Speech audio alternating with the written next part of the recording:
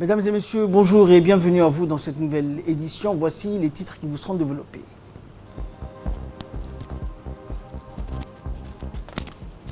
La République de Djibouti a célébré hier soir la naissance de notre bien-aimé prophète Mohammed, paix et salut de Dieu soit sur lui. Dans l'actualité nationale toujours, le ministre de l'économie et des finances a présidé une réunion en vidéoconférence avec ses pairs et partenaires. Et dans l'actualité internationale, deuxième vague de Covid-19, l'Union européenne engage 100 millions d'euros pour acheter des tests rapides. Voilà pour les titres. Bonjour à tous. À l'instar du monde entier, la République de Djibouti a célébré hier soir la naissance de notre bien-aimé prophète Mohammed, paix et salut de Dieu soit sur lui.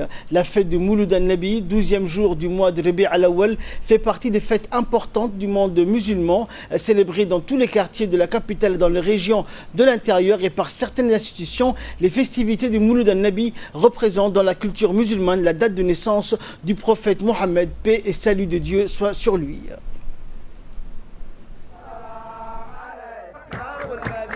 أتى الشمس أتى البدر أتى النور مدينة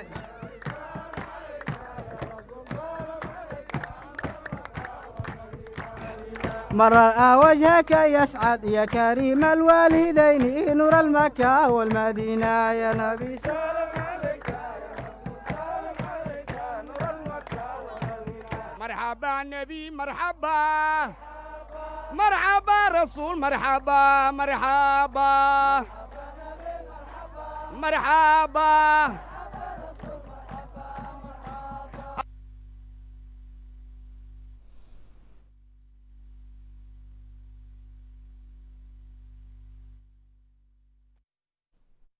Toujours concernant les festivités de la naissance du prophète Mohammed, paix et salut de Dieu soit sur lui, des festivités similaires donc ont été observées dans la nouvelle cité Nassib de Balbala qui a célébré donc avec faste la naissance de notre bien-aimé prophète Mohammed, paix et salut de Dieu soit sur lui. La ferveur religieuse était visible donc chez les participants pour célébrer l'événement dans une ambiance de joie et célébrer la naissance du prophète, paix et salut de Dieu soit sur lui.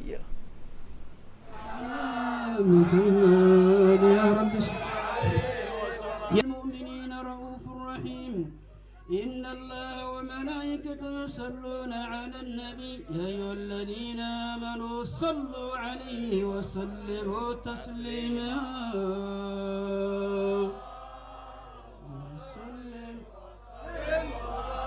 محمد يا رب صل يا رب نختم بالمشفد في موكب من الملائكة يفوق على سائر المواكب فإذا ارتقى على الكونين وانفصل عن العالمين ووصل إلى قاب قوسين كنت له أنا النديم والمخاطب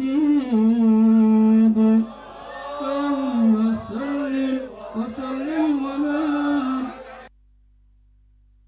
Également dans l'actualité, hier dans l'après-midi, les ministres chargés de l'économie et des finances de Djibouti, d'Éthiopie, du Kenya et de la Somalie se sont réunis le 28 octobre dans le cadre d'une table ronde virtuelle pour faire l'état des lieux de l'initiative Corne de l'Afrique, de son acronyme anglais HOAI.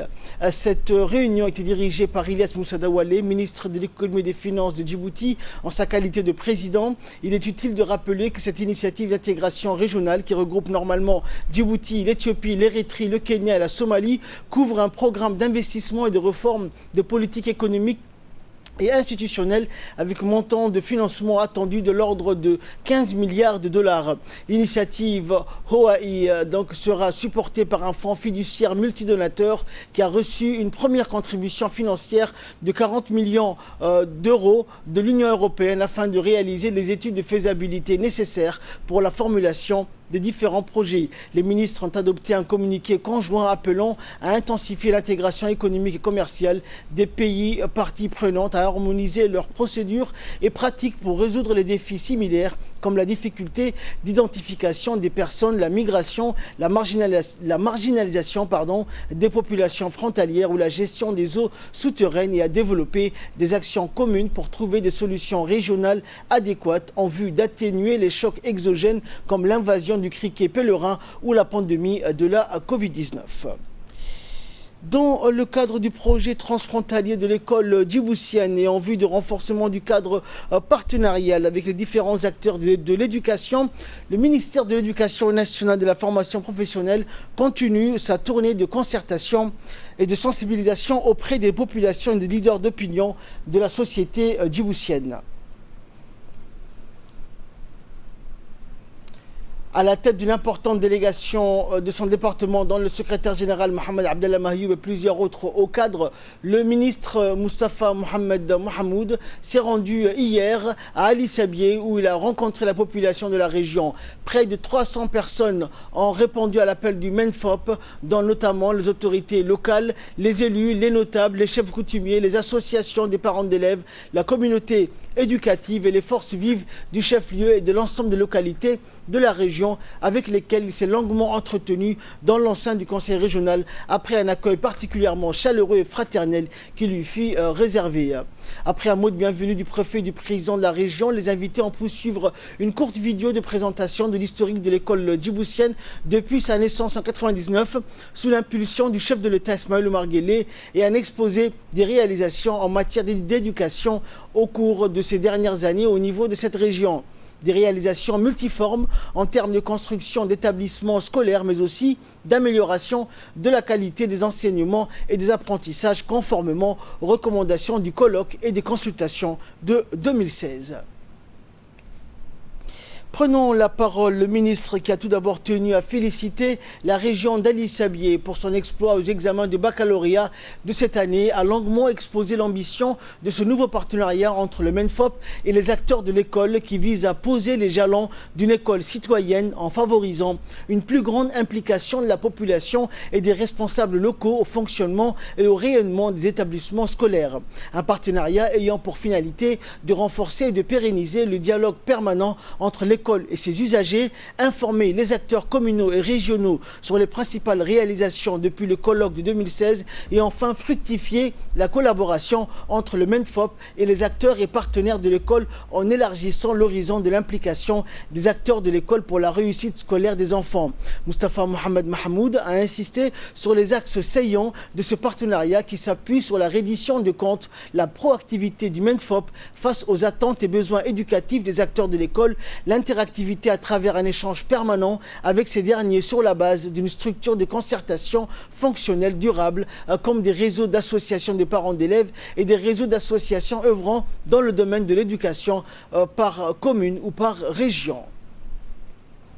Le ministre Moustapha Mohamed Mahamoud a conclu son intervention en annonçant son désir de mettre en place des réseaux associatifs des parents d'élèves ainsi que des associations œuvrant dans le domaine de l'éducation dans les chefs-lieux et chacune des localités rurales. Il faut souligner que dans les régions de l'intérieur et notamment à Ali Sabié où une formidable dynamique est observée, ce nouveau cadre partenarial s'appuiera sur 4 leviers fondamentaux. D'une part, la mobilisation et la sensibilisation de l'ensemble des communautés éducatives villageoises comme les associations des parents d'élèves, les OCAL et les chefs de village ainsi que les acteurs décentralisés tels que les élus locaux sur les concepts de la scolarisation pour tous, l'éducation équilibrée et inclusive et enfin sur l'école rurale intégrée.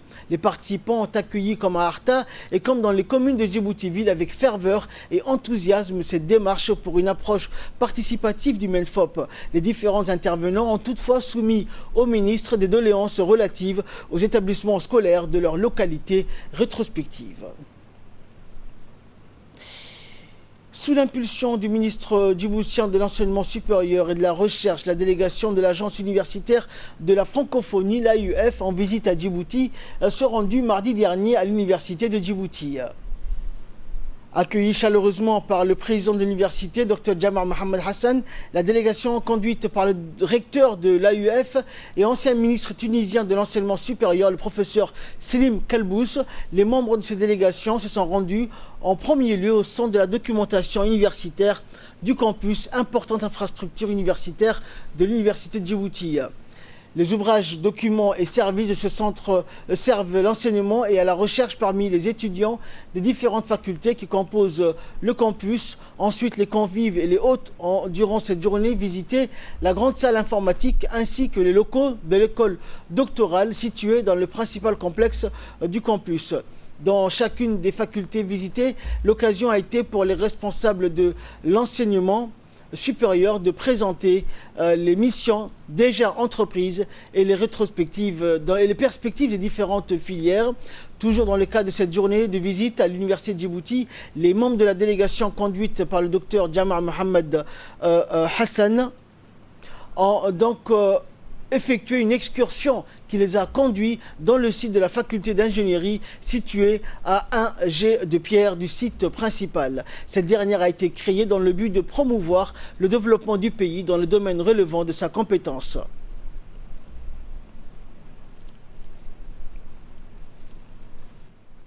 Écoutons à présent l'intervention du chef de la délégation, le professeur Slim Kelbous.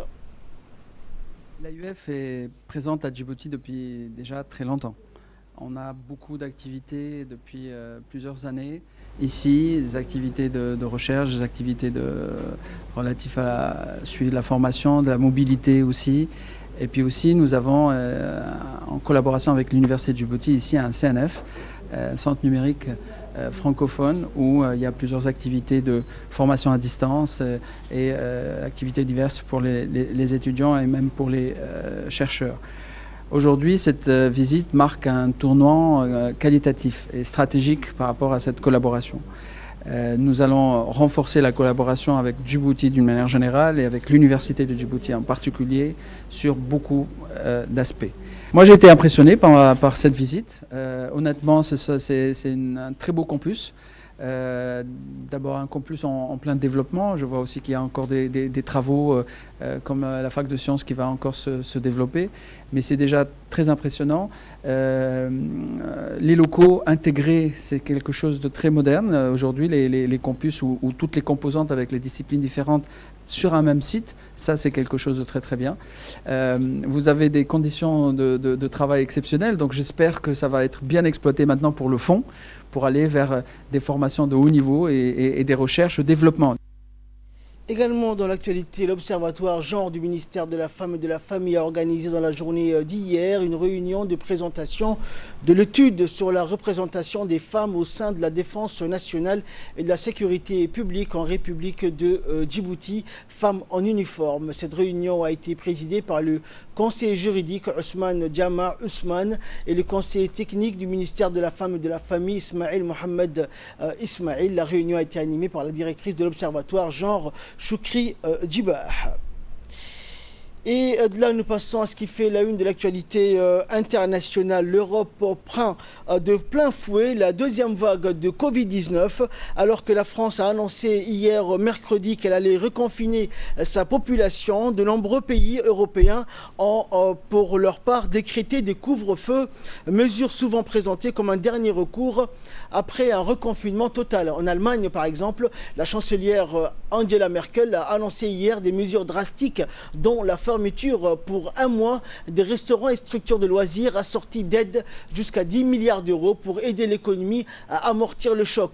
Nous devons agir et ce maintenant afin d'éviter de nous retrouver dans un état d'urgence sanitaire, a-t-elle souligné, alors que les nouvelles infections ont atteint un nouveau record de près de 15 000 hier et les responsables politiques espèrent encore sauver les fêtes de fin d'année, bien que la plupart des marchés de Noël, si chers aux Allemands, aient été annulés en raison de la pandémie. La Belgique, pays du monde où le coronavirus circule le plus intensément, a convoqué vendredi une nouvelle réunion de crise. Et les responsables et ceux qui suivent donc la contamination de plus près double dans les 9 jours. Selon une étude publiée aujourd'hui en Espagne, 5 régions supplémentaires dans Madrid ont indiqué donc hier qu'elles allaient boucler leur territoire avant le long week-end de la Toussaint pour tenter de stopper l'envolée des infections de coronavirus. Certaines les boucleront jusqu'au 2 novembre, d'autres jusqu'au 9 novembre. Ces fermetures impliquent que personne ne pourra entrer ou sortir de ces régions durant cette période, excepté pour des raisons impératives comme aller se faire soigner ou travailler. C'était dans les titres. Deuxième vague de Covid-19, l'Union européenne engage 100 millions d'euros pour acheter des tests rapides. Les infections progressent, les hospitalisations s'accélèrent et les décès augmentent. Le constat est identique donc presque partout en Europe. La Commission européenne a présenté hier un paquet de mesures pour renforcer la réponse de l'Union européenne et la coordination entre les 27. Cette seconde vague de coronavirus entraîne avec elle un ensemble de nouvelles restrictions dans le but de sauver des vies. Ces nouvelles mesures ne permettront pas de contrôler dans l'immédiat le virus. Cette compétence relève des États membres. L'Union peut espérer convaincre les capitales de travailler de façon plus coordonnée. Et enfin, proposition pour un salaire minimum dans l'Union européenne. Mettre en place un salaire minimum dans l'Union européenne. La Commission européenne a proposé hier mercredi de donner un cadre juridique pour fixer ce revenu, libre ensuite aux États membres d'établir le montant exact pour qu'ils puissent offrir une vie décente. Le texte était très attendu. Le document ne veut pas obliger l'instauration d'un salaire minimal légal ni un niveau commun de salaire minimal. Il s'agit de fixer des critères pour permettre aux États membres d'établir avec plus de transparence ce montant. Ces éléments comprennent le coût de la vie, celui du logement et le produit intérieur brut national. Pour cela, il faudra d'abord que les États membres s'entendent sur cette proposition. La Confédération européenne des syndicats espère que le texte avancera rapidement. La pandémie de coronavirus a révélé que les travailleurs en première ligne étaient souvent parmi les moins bien rémunérés. Ce texte pourrait inciter le gouvernement à agir dans les plus brefs délais pour les soutenir. Fin de ce journal, merci de votre attention. Restez avec nous sur Télé Djibouti et très bonne fête du Mouloud An-Nabi.